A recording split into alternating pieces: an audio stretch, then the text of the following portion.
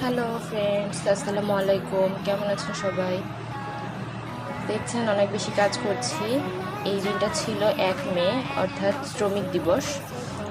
আর আমি তো শ্রমিক, বলতেই পারেন আমাকে শ্রমিক। যারা শ্রম দেয় আসলে তারাই শ্রমিক। আমি শ্রদ্ধা করে হচ্ছে যে তাদেরকে স্বাগত জানাই, যারা এই দিনটার জন্য লড়েছিলেন। তাদেরকে অনেক থ্যাঙ্কস। নাহলে আমাদের জন্য কাজ করা অনেক কষ্টের হয়ে যেত। সারাদিন সারাদিন কাজ করতে হতো। বাট আমার ক্ষেত্রে উল্টাটা ঘটেছে। আমার ক্ষেত্রে যেটা ঘটেছে, রাত থেকে আমি অনেক খুশি ছিলাম যে কালকে ছুটি, কালকে এই করবো, কালকে সেই করবো। বাট নো, সকালবেলা ফোন এসে গেল যে আপনাকে ক্লাস নিতে আসতে হবে। It's emergency. তো আমার যেদিন ক্লাস থাকে সেদিন 2 শিফটের ক্লাস থাকে। আগে এমনটা ছিল যে সপ্তাহে 6 দিন যেতে হতো। তো আমি সেটাকে বলেছিলাম যে না, আমি পুরো 6 দিন একখানে ইনভলভ হতে পারবো না। আর আপনি যখন কোনো কাজের সাথে রেসপন্সিবিলিটি মানে আপনার হয়ে যাবে যে না, আমাকে এই কাজটা করতে হবে, তখন আপনি সেই সময়টাতে অন্য কোনো কাজ করতে পারবেন না। কারণ সেটা আপনার রেসপন্সিবিলিটি। সেটা আপনাকে, আপনি যতই অসুস্থ থাকেন, যতই আপনার কাজ থাকুক বা যাই থাকুক না কেন, আপনাকে সেই কাজের মধ্যে যেতেই হবে। এটা একটা নর্মাল ব্যাপার। যারা জব করে 9টা 5টা, তাদেরও এরকমই যে আমার কাজটাতে আমাকে যেতে হবে। কিন্তু আসলে হয় কি, যখন আপনি আসলে জব করছেন, আমি আসলে জব করছি এমনটা না।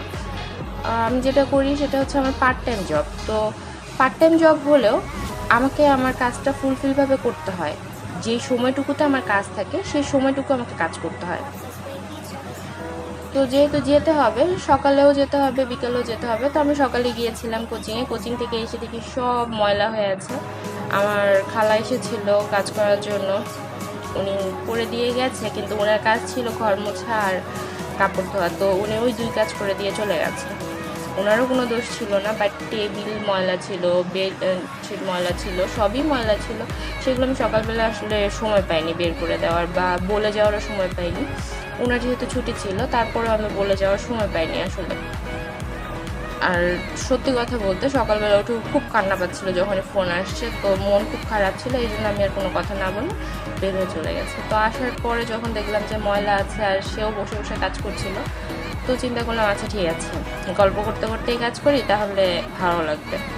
আর বাসায় তো একা একা সবসময় কাজ করাই হয়, তো আজকে গল্প করতে করতে কাজ করি। কারণ দেখা যায় যে একসাথে বসে আছেন, আপনি গল্প করছেন, এমনটা আসলে হয় না এরকম করে। খুব দেখা যায় তখন নিজে নিজের কাজে ব্যস্ত হয়ে যায়। বা এখন আমাদের সব থেকে বড় যে সমস্যা, মোবাইল ফোন, সেটা নিয়ে ব্যস্ত হয়ে যাই, এটা করি সেটা করি, হয় না। তো কাজের মধ্যে যখন আছে, সে তার কাজ করছে, কিন্তু মাঝে মাঝে কথা হচ্ছে। আর যেহেতু ছুটির দিন, ফোন আসা শুরু, মানে আসেই, বাসা থেকে ফোন আসে, ওখান থেকে ফোন আসে, আর আমার তো ফোন কন্টিনিউয়াসলি বাজতেই থাকে। তো এই জন্য পরিষ্কার করছি আর আপনাদের সাথে কথা বলছি। দেখছেন যে যে কোনো জিনিস আসলে পরিষ্কার করার আগে সেই জিনিসগুলো যেগুলো উপরে আছে, যেগুলোর উপর ধুলা জমে আছে, সেই জিনিসগুলো পরিষ্কার করে নেওয়া উচিত। অনেকে করে যে আগে মুছে ফেলে তারপরে নেয়। আমার যেটা হ্যাবিট, আমি সেটাই করছি। আর যে কথাটা সব থেকে ভালোভাবে বলবো এবং আমার মনে হয় যে জিনিসটা করা উচিত, সেটা হচ্ছে আমার মতো পরিষ্কার করতে যখন শুরু করবেন, তখন নাকের মধ্যে মাস্ক লাগানো উচিত। কারণ যাদের অ্যালার্জি সমস্যা থাকে তারা তো জানেনই।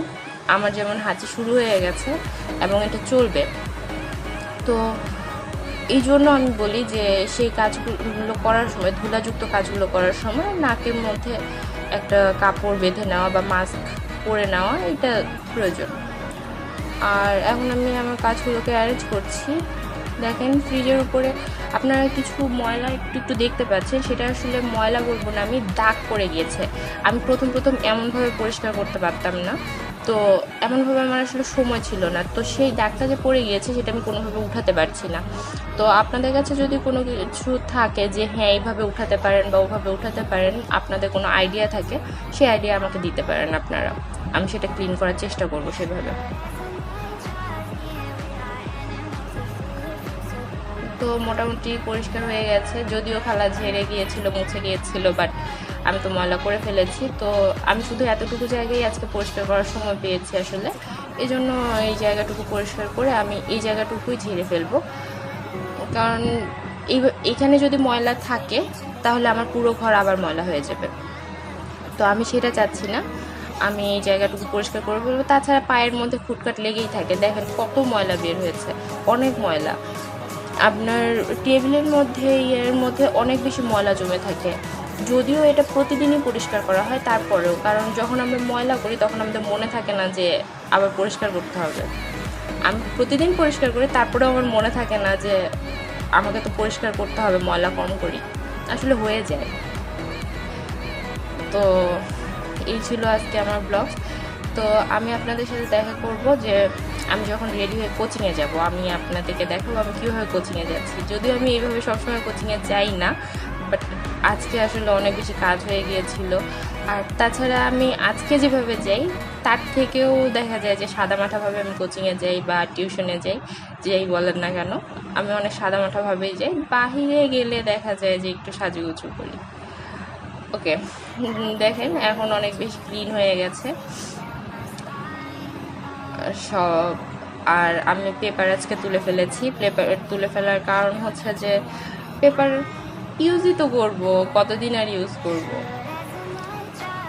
এই যে আমার লুক, এইভাবে আমি কোচিংয়ে যাচ্ছিলাম আজকে। আর কি বলবো, আর কিছুই বলার নেই। যাওয়ার পর দিয়েই আজকে আমি শেষ করছি আমার থ্যাঙ্কস এতক্ষণ ধৈর্য ধরে আমার ভিডিও দেখার জন্য।